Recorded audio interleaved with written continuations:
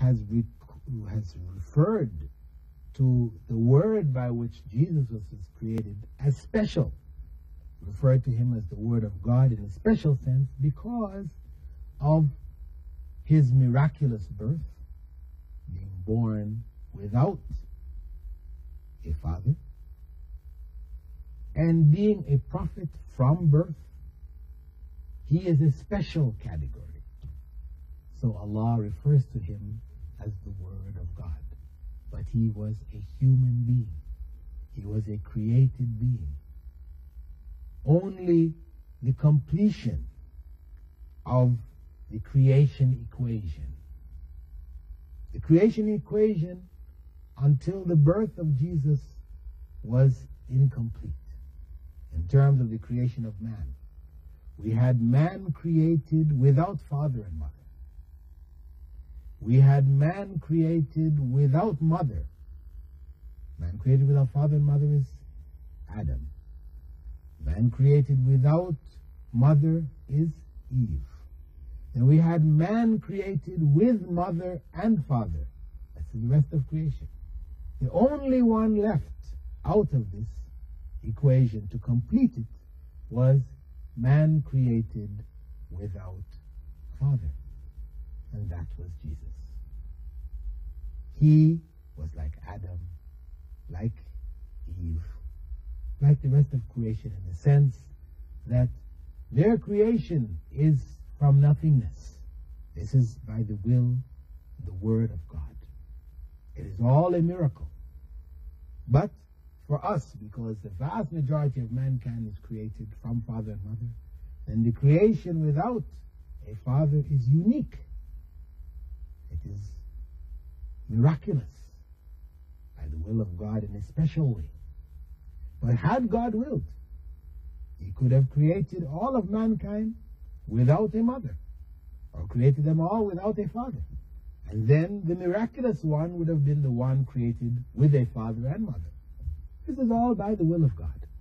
So the concept of Jesus, may God's peace and blessing be upon him, being the Word of God in the Islamic context in the Quran, is that he was created by God's commandment. No man was involved in the process of his creation. God commanded that he be, and he was. In Christian mythology, called theology, they teach that the Word of God, this is from Greek philosophy known as the Logos.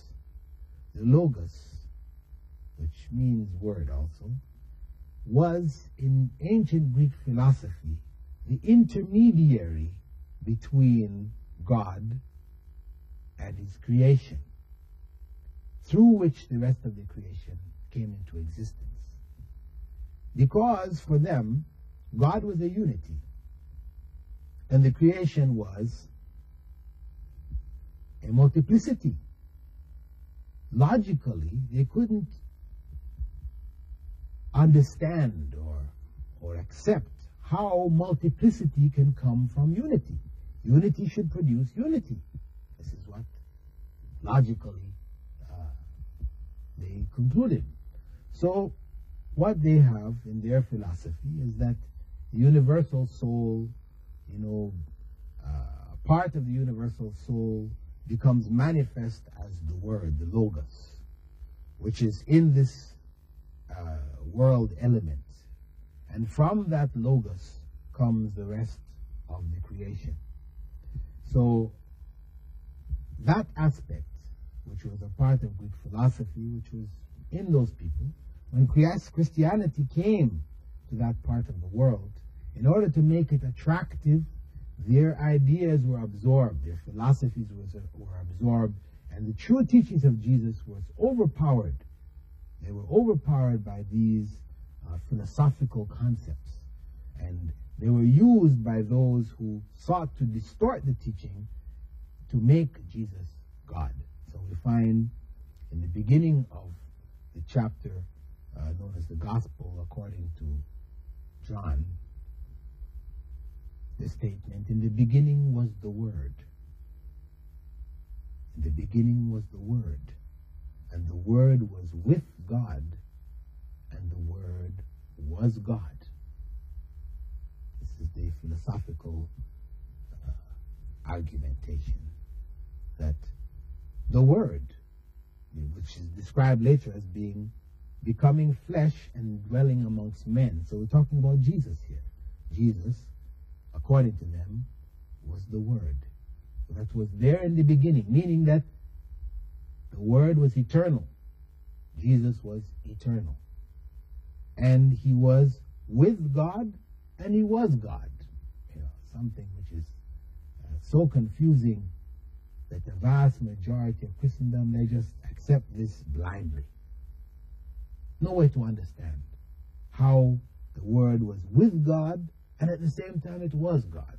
Of course, some scholars have looked into the wording in the Greek manuscripts, and the wording actually indicates, when you look at it, the term used for God is really a definite term, which really means the God.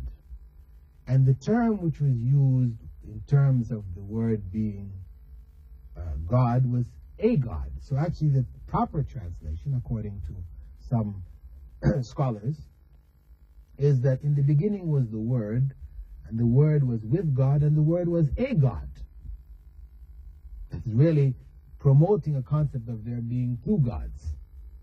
The God whom the Word was with, and the Word which was a God.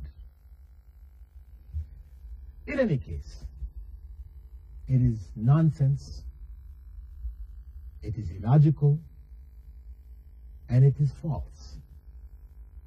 God is God. He does not become his creation. That is a contradiction in terms. Because if he became his creation, he then became in need of a creator. He became in need of a creator. I know some will argue, well, cannot God do all things?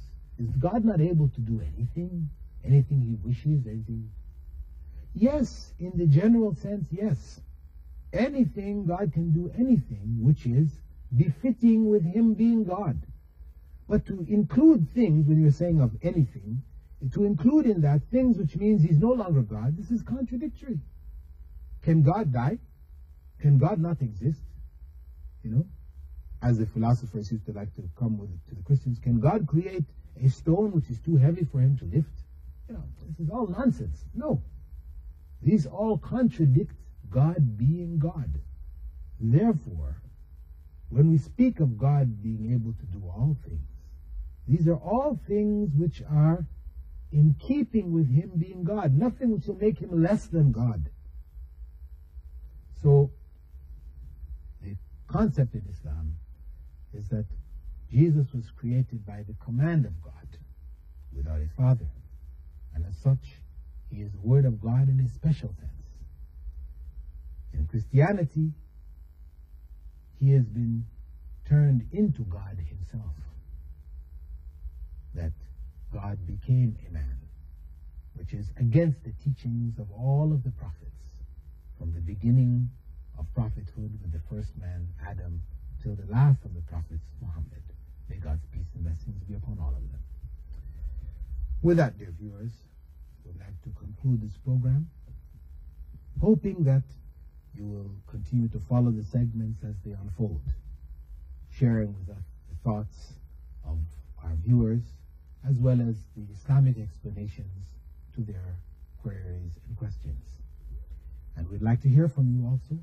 You may write into us, to me, Dr. Bilal Phillips, at Sharjah TV, in the Light of Islam, P.O. Box 111, Sharjah. Or you may call to the Islamic Information Center in Dubai, 358-190. Thank you, dear viewers. And with that, I bid you farewell. Wassalamu alaikum wa rahmatullahi wa barakatuh.